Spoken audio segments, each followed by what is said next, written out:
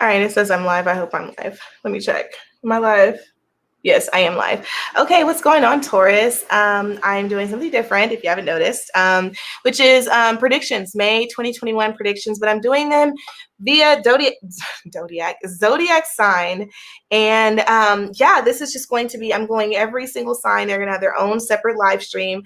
So I hope that makes the viewing easier. And if it gets too dark, I'll have to go and turn on my light. But yeah, it's kind of a really rainy day, even though I'm so excited about May. Right now, it's kind of rainy and gloomy, but it's a whole mood, so I'm going to go with it. Anyway, I hope you guys have been having a wonderful April. I hope things have been going well and in your favor.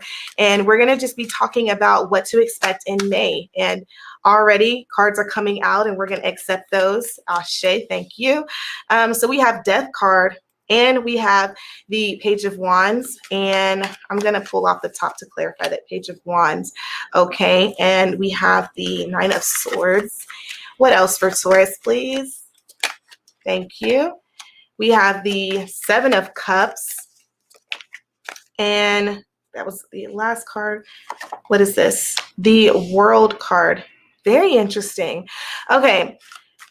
So as I was talking about this with the Aries, but I'll talk a little bit about that with you guys. Well, probably, no, I'll talk about it with you guys because you guys specifically pulled the Death card in tarot. So the Death card is kind of acting as a transition, a metamorphosis, a really intense change, a change that's not going to be something that is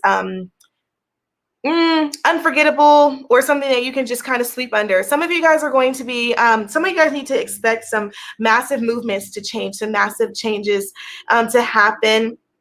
And this could be something that is very stressful to go through because I feel like this change is going to, it's almost like a spiritual awakening. I feel like coming for some of you guys because you're discovering some things about yourself. There's a newness that's coming right after this change. So I don't know if this is, because I know we're going into the month of May. So we're still kind of in Taurus energy, Taurus birthdays, you know. So some of you guys, this birthday that you're coming into is going to be one literally for the books. This is not just you getting a year older, but this is also signifying a change, an awakening, a maturing spiritually within yourself. And so some of you guys may find yourselves alone in the month of May. Some of you guys may find yourself very much in your head, very much kind of trying to keep up with what's happening in the thoughts, because it's a lot of mental that's going to be happening. Even though there's only one mental card,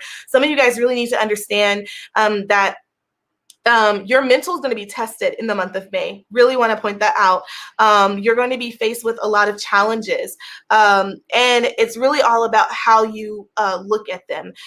Month of May is an exciting month, I feel like, for the collective, but for you guys, for you Tauruses out there, it's exciting in the sense of the challenges that are coming and you walking out of those challenges victorious.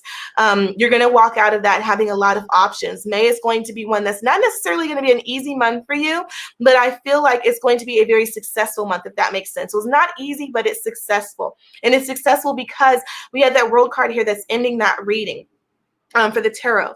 And the fact that we're ending with the World card means that whatever is starting in May, that hardship will be completed. So June may be the month where you are able to relax a little bit because we all operate in cycles. And I also want to point out, because this is a collective reading, this will not resonate with everyone, and I understand that, but I want you guys to take what resonates with you. So if this is something that resonates with you, if you've been feeling it's been heavy on your heart, you know, you've been kind of already being visited spiritually, if you've been kind of being very sensitive, spiritually sensitive lately, just know that that is something that I'm probably speaking to, that how do I say that? Like those feelings, you know, that sixth sense, that's what I'm speaking to. Because some of you guys, I feel like you're in for one, basically. So like I said, I know that reading kind of comes out a little specific, but there's someone out there that really, no, not even someone, I feel like it's a few of you that really needed to hear that, because had you not heard what I said, you may walk out of May feeling like, you know, you just got your ass whooped. And it's really not, it's not that. It's just that there were challenges that you needed to go through, and they're gonna set the tone for how you experience some other things coming for the rest of this year. Let's go ahead and go a little deeper. What in this deck for, whoa, already, Taurus. Indecision. Indecision. So what will you do? And I'm looking at that Seven of Cups as well. So it says, indecision says, I use my intuition in all aspects of life. As I was saying, Taurus, that sixth sense, that spidey sense, that intuition, that's what I'm speaking to. Some of you guys have been suppressing that. And so for the month of May, I feel like these challenges are coming in a way to really get you to accept, not only are you a very highly intuitive being, not only are you a very powerful and magical being, but they're going to bring you some things that are going to test that. Because at this point, I feel like some of you you're not really having much of a choice in the matter anymore. I feel like some of your ancestors are actually going to be intervening with this as well. So like I said, this may be a month that is spiritually exhausting. Spiritually exhausting, but there's so much room to grow in that, even in that. Grief comes out. I understand that losing something is an opportunity to appreciate it. In imagination, I embrace and nourish the creative aspect of my mind. Grief comes out, right? And again, I know we said we have the Death card right here and we have the Nine of Swords. So there is a lot of, hardship-esque cards. There's a lot of, I'm not going to say dark, because death card is not a dark card, but it is a card that represents if you are unwilling to let things go, or let people go, even, because even death on a real, like, physical level, like if someone dies, like, your inability to let them go, your inability to allow life to happen as it's supposed to happen, is going to stunt your growth. And so when we're talking about transitioning, that means I'm talking to the people who don't want to get a year older. I'm talking to the people who don't want to accept that, a loved one has died or moved on. I'm talking about a person who doesn't want to accept that a relationship is over. When you can't accept life, when you can't accept what is happening currently in your reality, that is where denial comes in. And then that is where we start to really trick ourselves, fool ourselves, and stunt our growth. So the card grief comes in, and I think I read it earlier, but I'm going to read it again. I understand that losing something is an opportunity to appreciate it.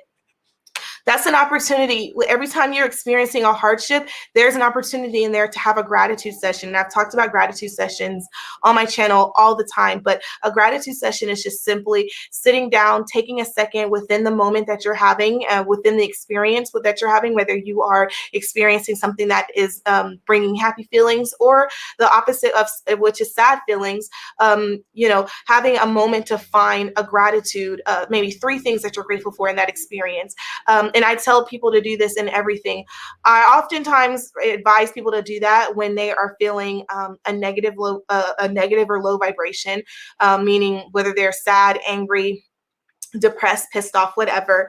I oftentimes tell people to have a moment of gratitude, because it is in those moments that I feel like perceptions and choices are like life-changing and crucial. You do a lot of things that you're angry that you would never think about doing when you are at peace. And so gratitude sessions are the easiest thing for me to think of that can help an individual who may not be completely aware of who they are as a spiritual being. Gratitude sessions are the easiest thing for me to think of that could cause that type of person to raise higher in vibration, to get them out of that, what I consider a danger zone. Because if you don't know what you are, if you don't know who you are, and you're in an angry place, it's like you could be manifesting or cursing people, or putting spell, like you could be doing all kinds of dangerous things. So that's why I'm saying, like, when someone isn't that aware of who they are, gratitude sessions, again, are like the easiest thing for me to tell people to do, to help raise them out of that place, so that they are not hurting themselves or other people they really don't mean to do. So for you guys, Tauruses, like I said, this is a very spiritually taxing month you're heading in towards. So honestly, I would say get some sleep. Now, for those of you guys, again, like I said, this is not going to resonate with everybody. I wish I had a little disclaimer I could just kind of put on the little scroll thing over here, but not going to resonate with everyone. That's totally fine. But if it does, just know it's coming for you. It's coming. My message is coming to you almost kind of like as a prepare, like consider me like the weatherman, and I'm letting you know, hey, it's about to rain next week. Not so you can be worried or scared, but so you can make sure you have your umbrella and your rain boots and you can just, stunt in the rain, okay? But again, all of this is for your greater and higher good. Imagination, I think I said that card earlier, but I'm gonna read it again. It says, I embrace and nourish the creative aspects of my mind. Allow your creativity to speak through, or to flow through. Allow it to speak for you. Okay, some of you guys may be suppressing that month of May, saying, hey, go do it. Like, not trying, not, oh, I'll plan for it. No, just do it. Month of May, allow that creative force to flow through. Some of you guys, and I've really been thinking about doing candle ceremonies with chakras, so that those of us who may be having some imbalances or blockages in our chakras can participate and, kind of participate in that ceremony and allow that energy to be unblocked and flow freely. Because some of you guys, some of you guys, those lower chakras, that root chakra, that sacral chakra, and even that solar plexus are blocked. And so sometimes we stay stagnant in our physical reality because we can't move forward. We're still stuck in survival, where we don't feel like we can express ourselves creatively, sexually. We can't express ourselves the way we want to. Our feminine energy is blocked. So some of us are really needing that assistance. So I may really consider doing that. But if I don't, because I don't want you guys to rely on me or anybody, if you feel that is blocked, I really suggest you meditating. I really suggest you doing some research on how to work on unblocking that chakra. Okay. So super important. Go get you some crystals. Really, really focus on yourself. This is a month, Taurus, I'm feeling like for you to really focus on yourself. Okay. I'm going to pull from this deck because this is what is calling out to me to do. What is in this deck for Taurus? Why was this calling out to me? What do they need to hear for the month of May 2021, please?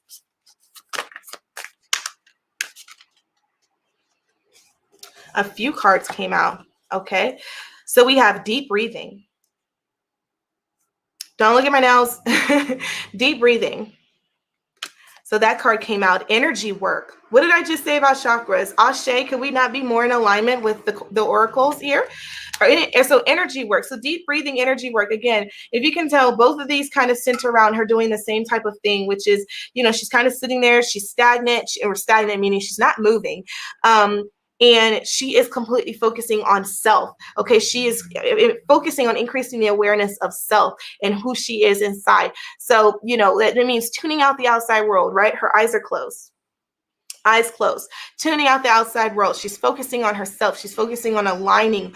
And then look, so like, for example, when I was saying about the chakras, you got your root chakra, your sacral, your solar plexus, okay, your heart chakra, your throat chakra. Like, this is that moment in time in which you need to start doing your own little checkups, Taurus. Make sure you're good. Make sure you're aligned with where you need to be. Okay. So we have the energy work here.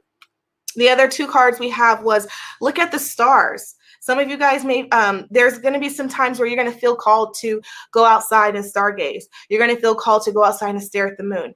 Do not ignore that feeling, okay? There's energy in all of these, well, I was going to say all of these things, but I wanted to be more specific, and then I couldn't think of the word. But there's energy in the sun. There's energy in the moon. Okay. There are energies even within the stars. Okay. So if you're called to go out to, stare at the moon, go out there and do it. If you have the ability to, go out there and ground yourself in the moonlight. Okay. Go out there and take energy from the moonlight. Put your crystals out in the moonlight. Okay.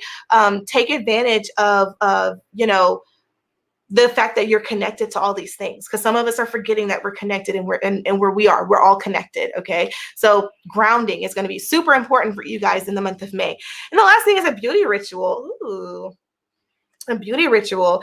All right. Take care of yourself. Pamper yourself. Go if you have the ability to, if you have the financial means to, go for a spa date with yourself or with a friend or a partner. Go buy some nail polish. If you've been, eyeing some nail polish, she's doing your nails right there.